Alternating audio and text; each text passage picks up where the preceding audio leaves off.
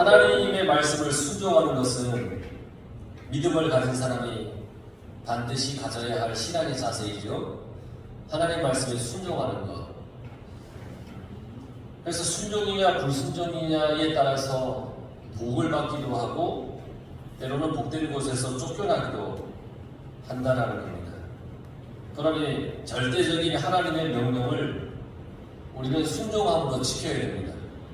절대적인 하나님의 명령을 순종해라. 그래서 오늘 말씀에 보면 무교절을 지키라 그렇게 말씀하는 내용입니다. 하나님께서 애굽에 이제 마지막 죽음의 재앙을 내리기 전에 이스라엘 백성들이 해야 할 일에 대해서 말씀해 주셨습니다. 이게 유월절이라고 하는 그 유월절의 규례가 됩니다. 애굽의 모든 첫것이 죽임을 당할 때 하나님께서 이스라엘에게 하라고 명령하신 그 어린 양의 피를 문설주와 임방에 발라라 그랬습니다. 그 죽음의 재앙이 어린 양의 피를 바른 집은 뛰어 넘어간다. 죽음이 그 집에 임하지 않는다는 겁니다. 그렇게 해서 그 집에 있는 모든 사람들은 살게 됩니다. 구원을 받습니다. 이게 유월절이죠. 그런데 이 유월절과 함께 이스라엘이 지켜야 할 게 있는데 무교절이라고 하는 겁니다. 무교절이 뭐냐면 무교병을 먹는 날입니다. 무교병이 뭐냐? 누룩을 넣지 않는 빵을 먹는 겁니다. 무교절이라고 하는 것은 유월절 식사와 함께 시작이 되는 겁니다. 그러니까 누룩을 넣지 않는 빵을 먹는 겁니다. 속된 말로 맛 하나도 없는 거 먹는 겁니다. 그리고 여유롭게 만들 수 있는 게 아니라 빨리 만들어서 먹어야 되는 겁니다. 왜냐하면 죽음의 그림자가 지나간 다음에 여유롭게 먹을 시간이 없습니다. 왜냐하면 애굽에서 얼른 탈출해 나가야 되기 때문입니다. 일반적으로 빵은 누룩을 넣어서 밀가루를 발효시켜서 이렇게 맛있게 먹는 게 빵이죠. 그런데 성경은 이 누룩이라고 하는 것을 죄로 자주 상징합니다. 누룩은 죄로 상징이 됩니다. 애국에서 누룩은 더더욱 그렇습니다. 그 이유가 뭐냐면 누룩이라고 하는 것은 이 애국을 대표하는 문물입니다. 애국 그러면 그 시대에 애국 그러면 그곳은 누룩이 유명하다. 좋은 누룩이 있다. 이 애국이 많이 있던 겁니다. 그래서 이 애국 당시에 고대 근동 지역으로 이 누룩이 전파되었는데, 그러나 최초로 누룩을 사용하여 빵을 만든 민족이 이 애국이라는 겁니다. 그 애국은 누룩이 유명한 곳입니다. 또 애국은 이 맥주를 즐겨 마셨는데, 맥주는 보리를 발효시킨 거잖아요. 그 누룩을 사용하는 겁니다. 이처럼 누룩의 반원지였던 이 애굽을 빠져나오는 이스라엘에게 누룩을 제한 빵을 만들어 먹으라고 한 하나님의 그 의미가 분명히 있습니다. 무교절은 10일 동안 누룩이 들어가지 않은 빵을 먹는 날이에요. 동시에 그들 주변에 있는 누룩을 완전히 제거하는 날이에요. 7일 동안 너희 집에 누룩이 있지 못하게 해라는 거예요. 누룩을 넣지 않는 빵만 먹는 게 아니라 집 주위에 누룩이라고 하는 누룩은 다 없애야 되는 거예요. 없어야 되는 겁니다.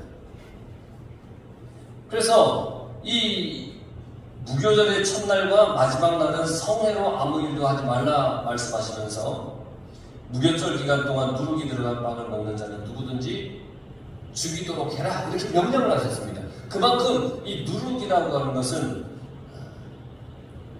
굉장한 의미를 가지고 있어요. 이런 얘기예요. 바로가 하나님의 명령을 어긴 이 불순종의 죄와 하나님을 업신여긴 애굽의 신하들과 백성들에 대한 모든 기억과 생각을 버리라는 하나님의 명령과 같은 겁니다. 누룩을 없애라고 하는 것은. 누룩은 애굽에서 이스라엘 백성들이 만나고 겪었던 모든 죄악된 것들을 상징적으로 얘기를 하는 겁니다. 그래서 7일 동안에는 아예 집 안에 누룩이 없게 하라고 합니다. 아예 없게. 오랜 노예의 기간 동안 하나님을 잊고 있었던 그들의 삶입니다. 430년 동안 종살이를 했으니까 하나님을 잊고 살았습니다. 오랜 노예 기간 애굽의 우상에 물들어 있었던 그들의 삶입니다. 그러니까 이것들을 다 제하라는 겁니다. 다 제하라. 없애라. 하나님께서 이스라엘 백성들을 가나안의 축복의 땅으로 이끌어가기 위해서 과거의 모든 죄악을 버리라는 겁니다. 죄가 없어야 된다는 겁니다. 죄의 습성도 생각도 다 버려야 된다는 겁니다. 죄인지 아닌지 모르고 행동했던 모든 습관도 다 버리라는 겁니다. 오직 이스라엘 백성들은 하나님의 거룩한 자녀로 바뀌어야 된다는 겁니다. 우리도 그렇잖아요. 여러분 천국에 들어가는데 죄 가지고는 들어갈 수가 없습니다. 죄를 다 제해야 됩니다. 예수 그리스도의 보혈을 믿음으로 인해서 내 삶 속에 있었던 모든 누룩을 다 제해야 됩니다.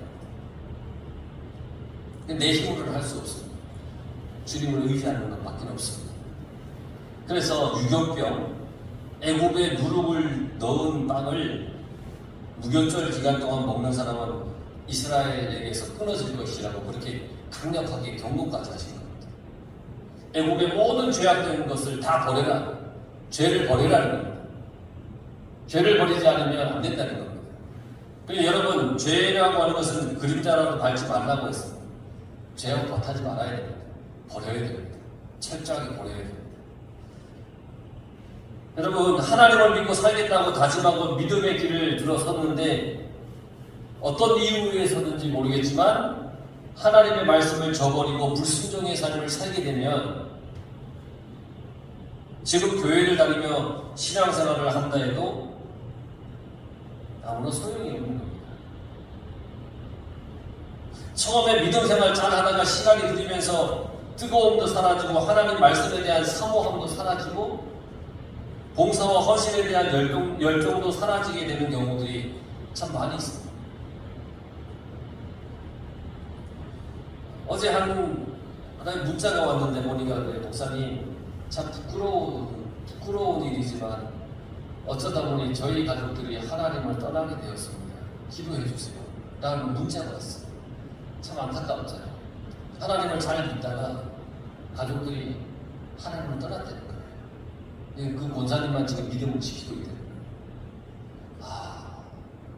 열심히 잘 다니지만 무슨 이유에서는지 모르겠지만 하나님을 떠난다고 하는 것은 참 불행한 일이에요. 왜냐하면 구원에서 멀어지니까. 그래서 하나님께서 하시는 말씀이 17절에 너희는 무교절을 지키라 하셨습니다. 너희가 영원한 규례로 삼아 대대로 이 날을 지키라 하셨습니다. 사람이 한번 결단했다고 그것이 평생 가지 못합니다. 늘 마음이 갈 때 같아서 내가 겪는 상황과 여건에 따라 때로는 질팡할 때가 있습니다. 나는 이렇게 해야지 다짐했다가도 어떤 상황에서 내가 흔들릴 때가 있어요. 그래서 우리를 너무 잘 아시는 하나님께서 이 무교절을 제정하시면서 영원한 규례로 삼아라 대대로 가르치고 지키도록 해라 그랬어요. 그래야 잊지 않고 늘 기억할 수 있기 때문에 한 번 딱 지켰다고 해서 그것이 영원할 수 없어요. 사람은 다 잊어버려요. 그러나 매년 그걸 지킴으로써 왜 하나님을 섬겨야 될지, 하나님은 어떻게 우리를 구원하셨는지 그걸 기억하라는 거예요. 우리가 매년 절기를 지키는 이유도 그래요. 고난주간, 부활절, 맥주감사절, 추수감사절, 성탄절. 만약 매년 이 절기들을 지키지 않으면 그 절기를 통해 우리에게 주신 하나님의 은혜를 분명히 우리는 기억하지 못할 수 있어요. 그래서 매주일 우리가 하나님 앞에 나와서 예배를 드리는 거예요. 하나님을 잊지 않기 위해서. 그러니까 모든 예배를 귀하게 여기시기 바랍니다. 왜냐하면 하나님이 왜 매번 나로 하여금 하나님 앞에 나가서 예배를 드리게 하시느냐? 나로 하여금 하나님을 잊지 않게 하기 위해서예요. 그러니까 내가 주님 앞에 나오면 나올수록 하나님께 감사해야 되는 겁니다. 한두 주만 예배를 빠져보십시오. 그러면 하나님에 대한 믿음이 시들해질 겁니다. 코로나로 인해서 도시에 있는 많은 교회들이 힘들답니다. 그 여파도 크답니다. 그 왜 그러냐라고 물어봤더니 코로나로 인해서 대부분이 무슨 예배를 드렸어요? 영상 예배를 많이 드렸잖아요. 교회를 오지 않고 집에서 영상으로 드렸어요. 그런데 이제 교회를 나올 수 있는 상황이 되었잖아요. 그런데 사람들이 안 나온다는 거예요. 그 왜 안 나오는가 했더니 집에서 그렇게 예배 드리는 게 편하다는 거예요. 그러니까 집에서 예배 드리겠다는 거죠. 아, 내가 그래서 믿음 지켜가겠습니다 라고 얘기를 합니다. 그런데 여러분, 주님 앞에, 하나님 앞에, 하나님의 성전에 한 번, 두 번 안 나오기 시작하면 집에서 예배를 잘 드릴까요? 안 돼요. 믿음이 시들해지죠. 다들 그렇게 고백을 하더라고요.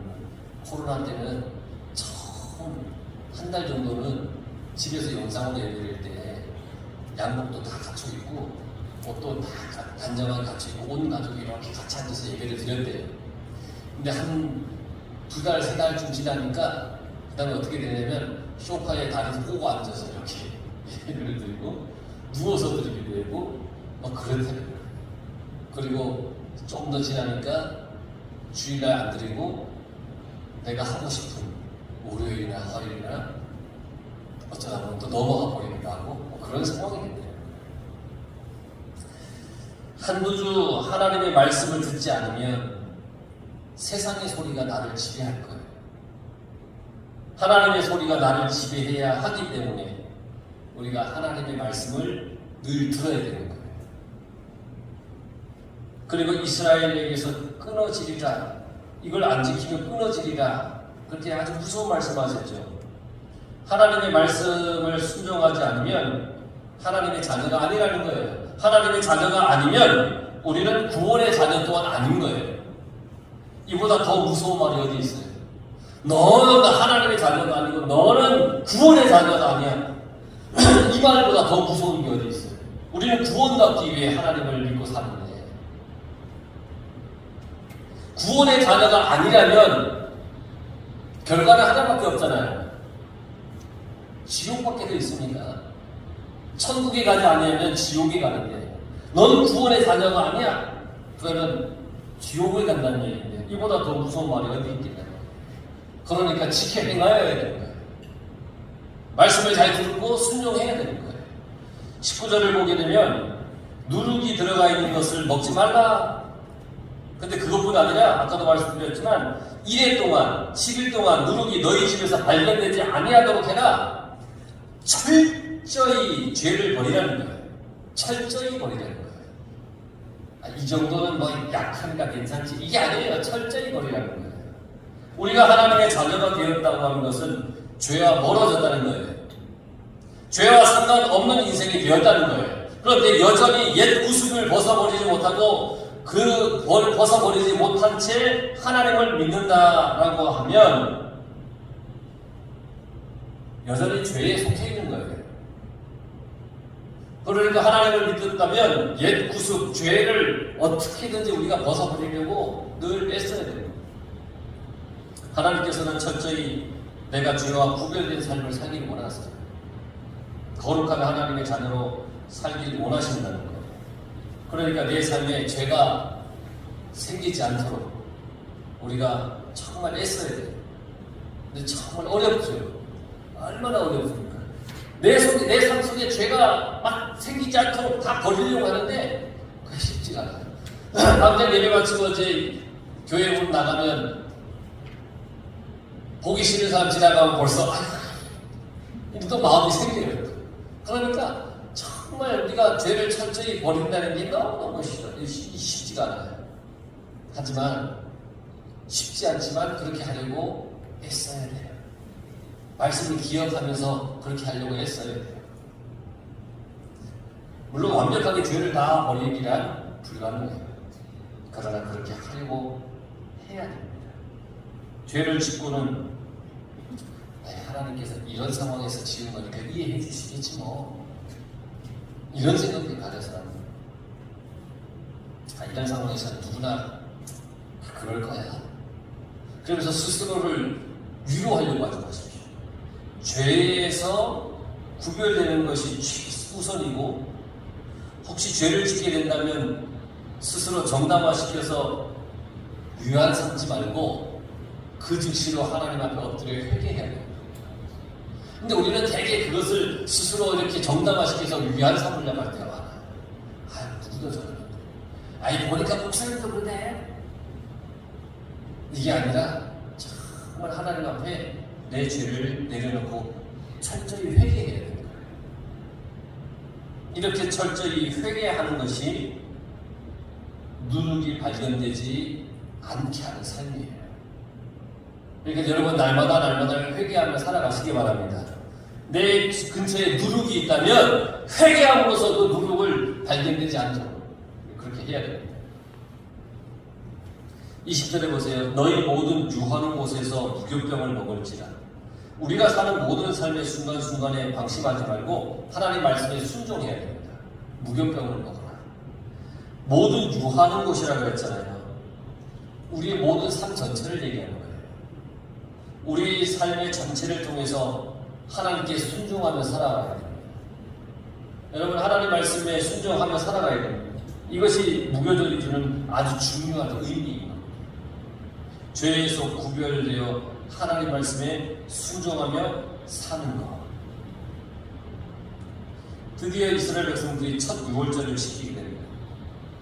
하나님께서 유월절에 대한 방법을 말씀해 주신 대로 이스라엘 백성들은 가족들의 어린 양을 잡고 우슬초에 이제 어린 양의 피를 말라서 문인방과 문설주에 이렇게 바릅니다.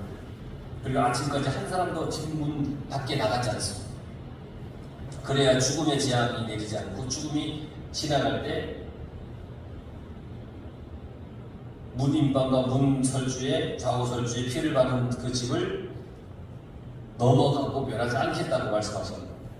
여러분, 살기 위해서는 하나님께서 유월절에 대해서 말씀하신 대로 순종해서 행하여야 됩니다. 어린 양을 잡는 것이 번거롭다고 하지 않으면 안 됩니다. 어린 양을 잡아서도 그 피를 문설주에 바르지 않으면 안 됩니다. 오직 하나님의 명령대로 행해야 되는 겁니다. 그래야 사는 겁니다. 예배드리기 귀찮다고 빠져서도 안 됩니다. 이런저런 핑계로 예배를 빠져서도 안 됩니다. 하나님 말씀 듣기를 귀찮아해서도 안 됩니다. 하나님의 말씀에 순종하기 위해 늘 믿음이 생기기 위해 말씀을 들어야 됩니다. 그게 우리가 해야 할 일입니다. 유월절이 영원히 지켜야 할 주례인 것처럼 우리가 하나님께 예배드리는 것도 영원한 나의 순종의 행위라는 것을 잊지 마시기 바랍니다. 하나님은 여러분 한 사람 한 사람을 통해서 예배받기를 원하시고 계시기 때문에 우리가 영원히 지키고 고백해야 할 것이 있습니다. 그건 바로 주님의 십자가 보혈의 은혜입니다. 우리의 죄를 용서해 주신 보혈을 믿고 고백해야 됩니다. 십자가의 보혈이 나의 죄를 용서해 주셨기 때문에 그 보혈에 감사하며 그 은혜에 늘 언제나 우리가 기뻐해야 됩니다. 십자가 보혈을 말고는 내 죄를 용서할 방법이 없습니다. 그래서 우리는 영원한 주님의 십자가를 믿고 고백해야 되는 겁니다. 그와 동시에 주님의 부활을 믿어야 됩니다. 영원한 생명을 주신 부활의 은혜를 기억하고 고백하고 믿어야 됩니다. 유월절과 무교절을 영원한 규례로 삼으신 것처럼 우리는 십자가의 부활을 영원한 나의 신앙 고백으로 삼아서 살아가야 됩니다. 그런데 이 고백을 나만 간직하고 살아가서는 안 됩니다. 26절에 보면 이후에 너희 자녀가 묻기를 이 예식이 무슨 뜻이냐 하거든. 이제 무교절에 어린 양을, 유월절에 어린 양을 잡고 맛이 없는 누룩을 낳는 이 빵을 만들어서 일주일 먹는 거예요. 그러니까 자녀들이 그럴 거 아니에요. 아버지 저 어린 양을 왜 잡으세요? 아버지 이 맛이 없는 누룩 낳는 이 빵을 왜 먹어요? 맛있는 거 좀 주시면 안 돼요? 이 예식을 왜 지키는 거예요? 이렇게 물어볼 거라는 거예요. 그럴 때 하나님께서는 대답할 말도 가르쳐 주셨는데, 이는 여호와의 유월절 제사다. 하나님께서 애국 사람에게 재앙을 내리실 때 애국에 있는 우리들에게, 이스라엘 사람들에게 그 죽음의 재앙이 넘어가게 하시고 우리를 구원해 주셔서 그걸 우리가 기억해야 돼. 그래서 이걸 하는 거야. 그러니까 꼭 하나님의 은혜를 기억하여서 이 규례를 지켜야 돼. 이렇게 얘기하는 거예요. 유월절과 무교절을 통해서 하나님께서 자신들을 살려주신 것을 가르쳐 주라는 거죠. 경험한 내가 경험하지 못한 자녀에게 가르쳐 주는 거예요. 대대로 그 신앙을 지키도록 하는 거예요. 그래야 자손들도 하나님을 믿어서 영원한 생명을 얻을 것 아닙니까? 만약 하나님께서 자손들에게 대답할 말을 주셨는데 이스라엘 백성들이 자기 자손들에게 그걸 가르쳐주지 않고 그 의미를 말해주지 않으면 그 자손들은 모두 죄악으로 멸망하게 될 겁니다. 하나님의 말씀에 순종해서 자녀들에게 하나님의 말씀을 전하면 그 자녀들은 모두 하나님의 은혜를 기억해서 살게 될 겁니다. 그래서 하나님의 말씀을 대대에 전해라 이렇게 말씀하신 겁니다. 우리도 마찬가지입니다. 여러분들의 자녀들에게 알아듣든 못 알아듣든 전하는 겁니다. 전하면 인생의 어느 순간에 아이고 맞아, 나를 위해 기도해 주는 우리 부모님이 계시지. 맞아, 내가 하나님을 떠나서는 안 되지. 그러면서 그런 것들을 깨닫게 될 거라는 거예요. 그렇게 해야 여러분들의 가문이 영원한 생명의 바늘에 오르게 될 거예요. 28절에 보면 이스라엘 자손이 물러가서 그대로 행하되 그들은 하나님의 말씀을 그대로 순종했습니다. 다음 주 보겠지만 그 순종이 그들을 살게 했습니다. 하나님께서 명령하신 대로 순종하십시오. 그러면 삽니다. 그러면 복 받습니다. 그러면 영원의 평안함이 여러분 가운데 임합니다. 우리 성도들 모두가 하나님께 순종해서 영원한 생명을 얻는 하나님의 거룩한 자녀들이 다 되시기를 간절히 축원합니다.